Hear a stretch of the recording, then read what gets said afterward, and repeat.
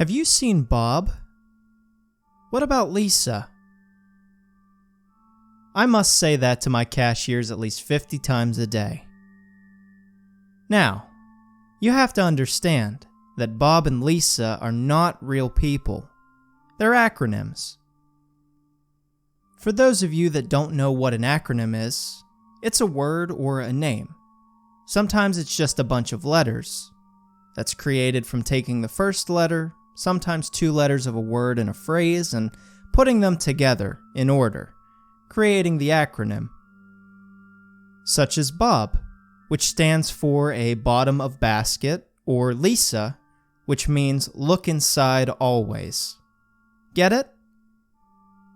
Anyway, it's just something that companies do to make themselves sound cool, I guess.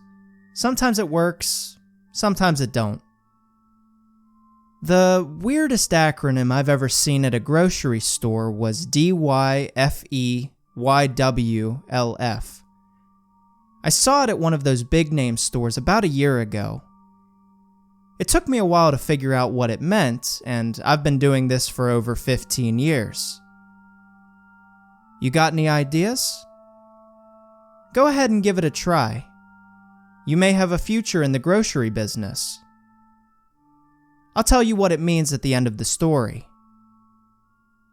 Anyway, hi.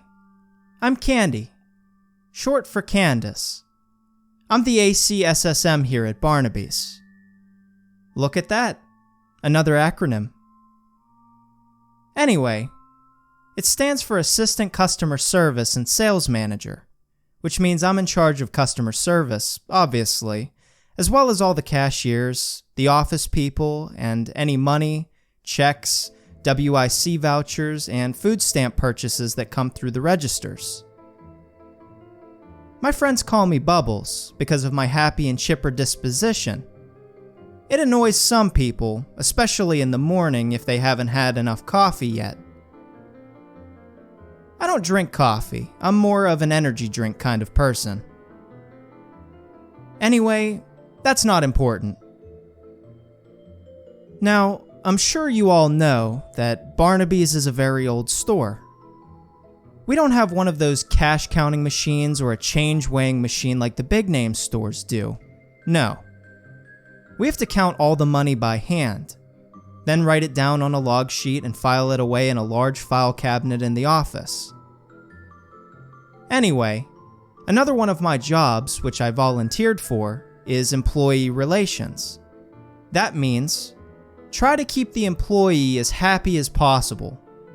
With all the horrible things that happen here, it's not a very easy job to do. Anyway, we offer a 10% discount on all employee purchases, except tobacco and alcohol. We offer free coffee and have Casual Friday every week, among other things. Most of the employees like wearing their own clothes to work instead of this boring uniform. However, some customers have complained about all those ugly heavy metal t-shirts that Ricky wears every week, but that's a different story. Oh, hold on a second, the phone's ringing. Good afternoon, thank you for choosing Barnaby's. How may I help you? Uh-huh. Yes, ma'am, we are open. Mm-hmm. Okay. Yes, ma'am, we do sell milk. No, ma'am, we can't change the oil in your car. You would need a mechanic for that, not a grocery store. Mm-hmm. Okay. Thanks for calling. Have a good day. Bye-bye. You can't imagine all the stupid questions I get asked by these customers. It's ridiculous. Anyway, the best part of my job is planning Employee Appreciation Day. You see, there's a carnival that comes to town for about a week, every summer, and uses the large field behind the store to set up shop. Pat lets them use the field for free, in exchange for allowing employees and their families to get in for free and ride all the rides for free, with proper identification, of course. Everyone has a great time. Well, they did. Until this past summer. It was mid-June, about 8 months ago. Pat brought in temps from the temp agency to cover the boost in sales we get during this week. I was on call in case something major happened. Anyway, it was a bright, sunny day, not a cloud in the sky. The carnival had rolled into town a few days earlier, complete with their food stands, kid rides, adult rides, game booths, a petting zoo, and various other carnival rides and animal attractions. This year, they even had a huge Ferris wheel. This thing must have been about 400 feet tall. It was monstrous. I've never seen one that big. Anyway, it was about 2 in the afternoon. Everything was going great. People were smiling, laughing, and having a good time. Jim and his family were enjoying a funnel cake under the big oak tree. Marcus and his girlfriend were walking hand in hand down the midway. Stuart, Stephen, and Zeke were standing in line together to ride that pirate ship ride. Pat volunteered himself for that Dunk Your Boss game. He was soaking wet. It was hilarious. Anyway, Reggie, the town sheriff, still hasn't stepped foot on the property. He was hanging out in his patrol car, eating donuts. Melanie and her girlfriend were chowing down on some chicken by the merry-go-round. Tommy and his girlfriend were enjoying an ice cream cone together. It looked like that scene from Lady and the Tramp. Tanya was off on the side of the building, talking to the flowers, or talking to herself. You never know with her. Jimmy was hanging out with the kids over at the petting zoo. He truly loves animals. Winston was videotaping everything, because that's what he does. Ricky and one of our regular customers were walking around with headphones on, playing air guitar and air drums. They looked ridiculous. Ricky had that little chick he found on a leash. It was waddling behind them, but that's a different story. Various other employees were scattered around enjoying the festivities. There were kids walking around with huge stuffed animals, young lovers holding hands eating cotton candy, old folks sitting on benches watching the crowd, while the carnival jingles and animal noises echoed in the background. It was truly magical. Anyway, I was in the merchandising booth. Pat, being the entrepreneur he is, decided to have t-shirts, baseball caps, coffee cups, keychains, things of that sort, printed up, and we'd sell them for $5 a shot. They said things like, "Barnaby careful," "I survived Barnaby's," and "Barnaby's, shop till you drop." That was our biggest seller. People were buying these things left and right. We could hardly keep up. We did so well with it all that Pat decided to sell them in the store on a regular basis. Come on by and pick yours up today.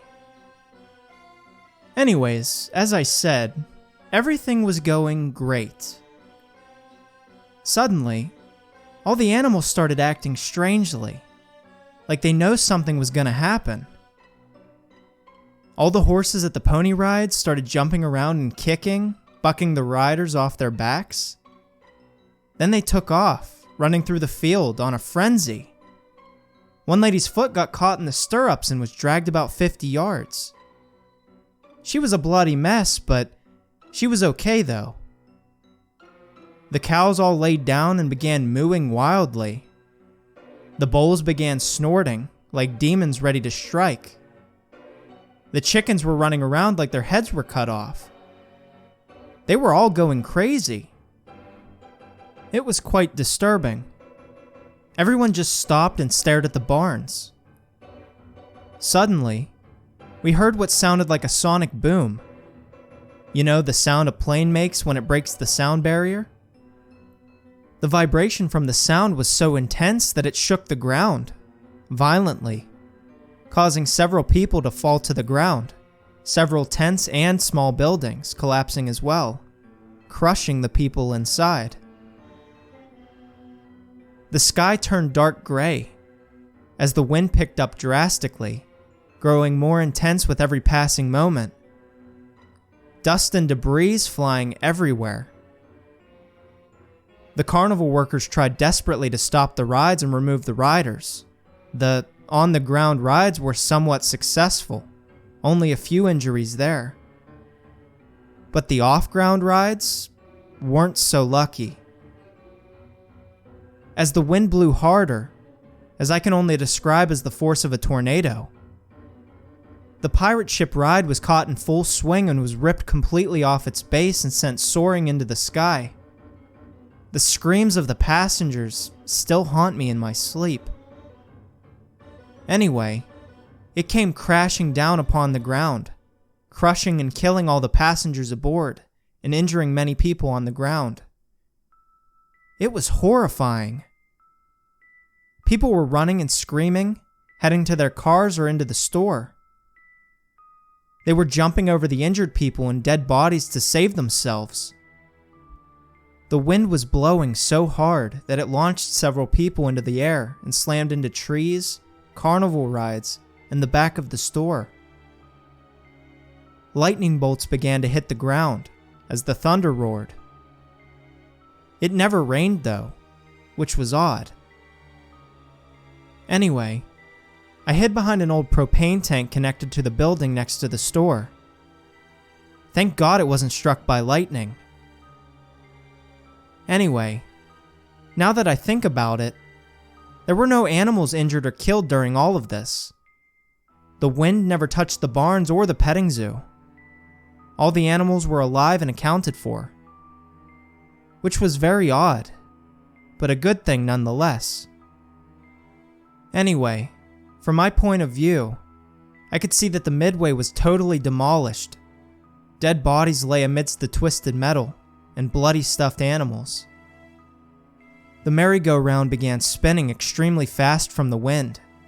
It broke free from its axle and was launched into the sky, soaring through the air like a frisbee. I heard they found it smashed into an old abandoned house out on Chestnut Street, but that's a different story. Anyway, the Ferris wheel began to sway back and forth. People in the top carriages began climbing down the wheel in an attempt to get to safety. But that attempt was useless. A lightning bolt then struck the base of the Ferris wheel, causing it to break free. The wind then pushed it over, and it came crashing down on the back of the store. Barnaby's had been severely damaged. And just like that, it was over. The wind stopped, the sky was clear again, the sun came out, like nothing ever happened. I crawled out from behind the propane tank and took a look around. The carnage was devastating. There were dead bodies everywhere.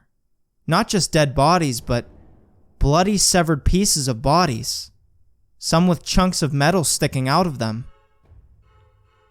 I didn't even look inside the store.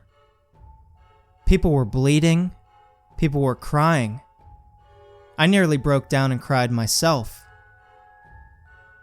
I pulled myself together and called 911. They said they already had a few reports of what was going on, and ambulances and EMTs were on their way.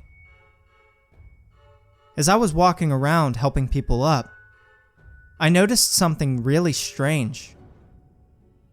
There was no damage done to any of the surrounding buildings and/or property, just Barnaby's.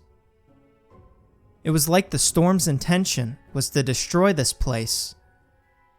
Anyway, the ambulances and EMTs showed up shortly after and tended to the survivors. The cops showed up, except for Reggie, and taped off the property with that yellow tape of theirs. The coroner showed up and gathered up all the dead bodies, as well as the pieces, with that snow shovel-looking thing. Then they all left. I heard later that the body count was in the hundreds. We lost 7 employees that day, as well as a few temps. After everyone had left, I was walking around looking at all the damage, when I noticed Pat, down on his knees, staring at the damaged store and crying. That's the first time I ever saw that man cry. I went to console him, when out of the corner of my eye, I saw a little Native American boy standing at the edge of the property. I turned to face him. He bent down and tapped the ground 3 times, then stood up and disappeared. I just walked away. Maybe now's not a good time, but I promised that I would tell you what that acronym meant at the beginning of the story. It stands for, did you find everything you were looking for? Anyway, I drove by the store the next day and saw Pat out there boarding up the front window. On one of the boards was a sign that read, "For sale by owner." A wave of emotion came over me. I pulled my car into an abandoned parking lot and just sat there, thinking about everything that has happened at that store. Some were good, some were bad, but it was always eventful. There was never a dull moment. 2 weeks later, I drove by on my way to a job interview and saw the front window boarded up. But I didn't see the for sale sign. However, I did see another sign. On the front grass, it read, "Coming soon. Cartwright Cinema."